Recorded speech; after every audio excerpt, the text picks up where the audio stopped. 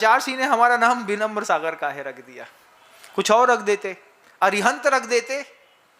अरिहंत सागर जी महाराज, शत्रुओं का हनन करने वाला, तो भी चल जाता, लेकिन नाम रखा उन्होंने विनम्र सागर महाराज। फिर मैं अपने आप में खो करके खुद से मैंने पूछा, तब अंदर से जवाब आया, तुम में हो सकता है गुरुवर ने विनम्रता ना देखी हो, तुम्हारा नाम रख देते हैं, अपने नाम को याद करते रहना और अपने जीवन को विनम्र बनाए रखना। ये सोच करके मैं हमेशा डाउन टू द अर्थ होता गया। मैं एक ही सोचता रहा कि गुरुजी ने मेरा नाम रखा है विनम्र, मुझे उस जैसा बनना है, कल को लोग मुझे देखें तो कह सकें कि ये गुरुजी के विनम्र सागर हैं। फिर एक और आश्चर्यजनक घटना घटी कि गुरुवर ने कभी हमारा नाम विनम्र नहीं बोला, हमेशा नम्र बोला। बोले नम्र, नम्र को बुलाओ, नम्र को बुलाओ, जब भी होता नम्र, ए नम्र इधर आओ। हमने कहा नम्र है मेरा नाम की विनम्र है। फिर आचार्य जी से एक बार दूसरे साधु ने कहा कि आप इनका नाम नम्र सागर बोलते हैं। बोले हाँ, उसका नाम मैंने नम्र ही रखा है, उसमें विशेषण लगा दिया बी का। तो बोले क्यों लगा दिया?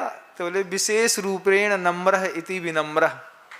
फिर ऐसा गुरुजी ने 4-5 साल बाद बोला, तो हमने कहा चलो जान में जान आई, कम से कम हमारे नाम की टीका हमारे गुरु ने खुद लिख दी है। अब दुनिया भर के जितने साधु थे वे अपने अपने नाम की टीका लिखते रहे, तुम्हारा नाम ये काय रखा, तुम्हारा नाम ये काय रखा। हमारा नाम तो हमारे गुरु ने राम भी रख दिया, हमारे नाम की टीका भी लिख दी, लेकिन आपका नाम जो आपके माता पिता परिवारजनों या गुरु ने रखा है उसकी टीका कौन लिखेगा? आपका नाम राहुल लिखा है, तो राहुल नाम क्यों? पता राहुल नाम कहां से आया? गौतम ये बुद्ध थे ना, बुद्ध और बुद्ध की एक पत्नी थी, तो दोनों से पुत्र की उत्पत्ति हुई। तो पुत्र की जैसे ही उत्पत्ति हुई तो बुद्ध के मुख से निकला ये राहु आ गया। राहु क्या होता है? पुत्र आता है तो पति और पत्नी के बीच का स्नेह खत्म हो जाता है, पत्नी बच्चे पे लग जाती है। जब भी घर में किचकिच पिच होती है, थोड़ा सा लेवल बढ़ता है, घर वाले बोलते कछु नहीं है भैया, इन्हें एक संतान दे दो, जो संतान में लग जाए तुमसे टंटा खत्म हो जाए। तो जैसे ही बुद्ध ने देखा कि पुत्र की उत्पत्ति हुई है, तो बुद्ध ने कहा कि ये मेरी पत्नी के बीच में राहु आ गया है, और उसका नाम राहुल रख दिया। ऐसे नाम राहुल रखा गया। तुम्हारी मम्मी ने तुम्हारा नाम काय के लिए रखा?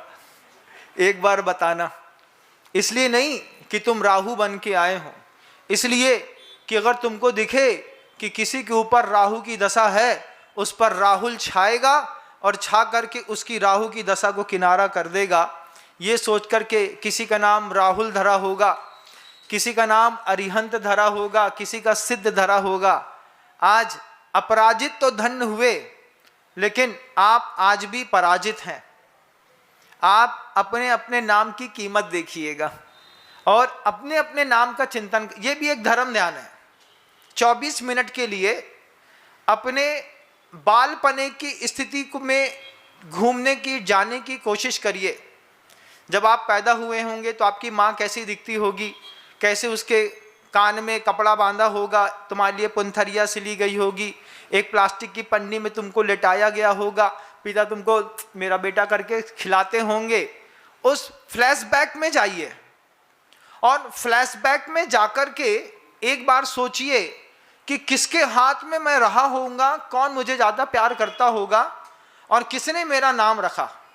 नहीं पता तो पता करिए, फिर अपने नाम की सार्थकता सिद्ध करिए।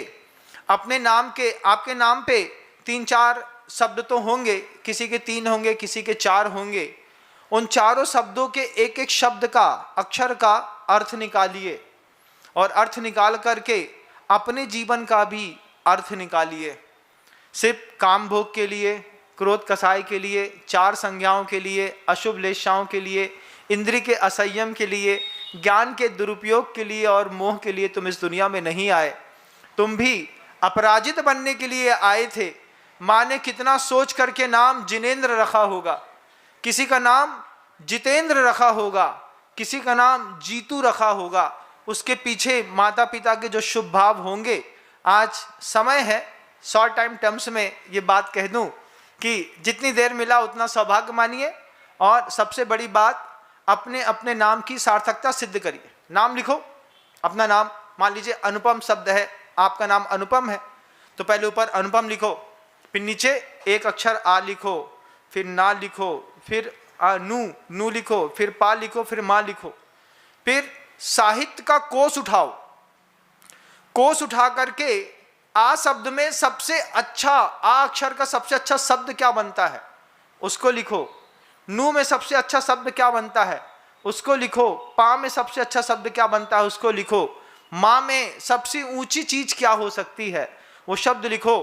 फिर अपने नाम की सार्थकता सिद्ध करो, और अपने नाम के अनुरूप भी जीवन जी गए तो आपको एक नया रास्ता मिलेगा। शब्द को विराम देता हूँ। गुरुदेव श्री विद्यासागर जी महाराज।